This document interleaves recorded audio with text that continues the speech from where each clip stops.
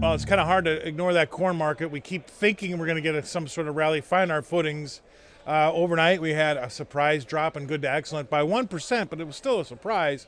It was good enough for a little bit of a rally overnight, but guess what? When you can't rally on bullish news, what happens? Yeah, well, we started to sell off here again in the session. We lost our gains and actually finished up with some losses.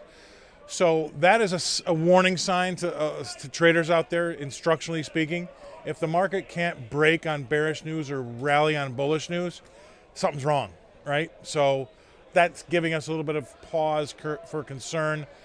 Keep that in mind. Now, the technicals are going to be weighing a little heavy here because we're now looking at support levels rather than resistance levels. We're getting close to that 363.5 level and D-scorn. So keep an eye to the downside for those technical levels.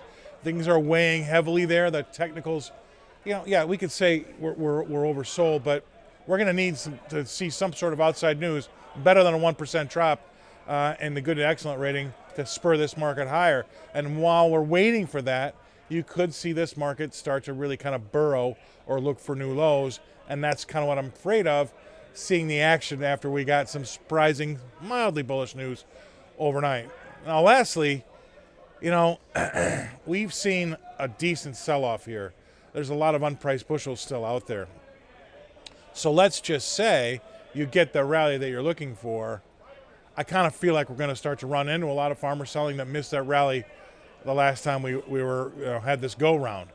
So I think that with the dollar being as strong as it is and a slightly deflationary cycle starting to kind of pick up out there, these are going to weigh on commodities, especially the dollar-denominated ones.